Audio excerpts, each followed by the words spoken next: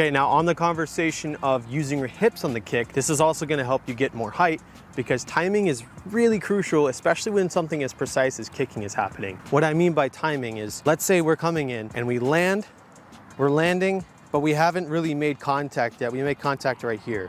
See where my chest is in relation to the ball? It's completely over it. It's almost all the weight is on my toe. Not good. This is gonna lead to one of those like low drives, and really you're not getting much height on that one, unless you're just a freak athlete, which truthfully, I've seen a lot of kickers and I don't think I've ever seen anyone really make this work. Because all of your body weight, if not 80% or more, is past the ball.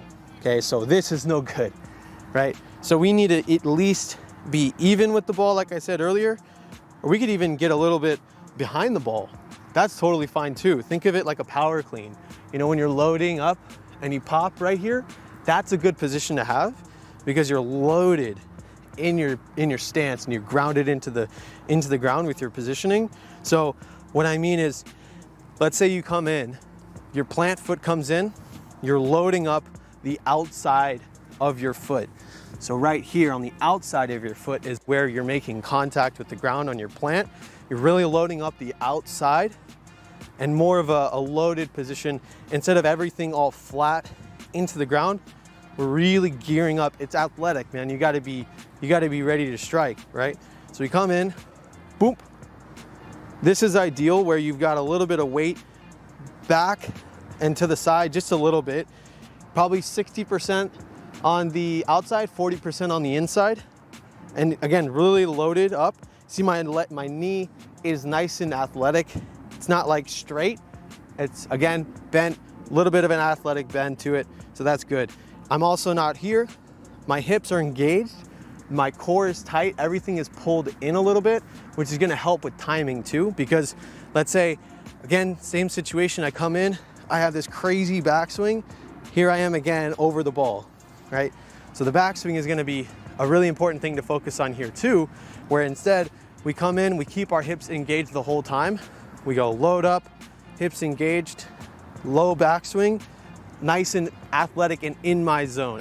When I mean in my zone, I mean it's natural and comfortable for me to do this movement right here, where I come back. This is about as comfortable as I would like to be.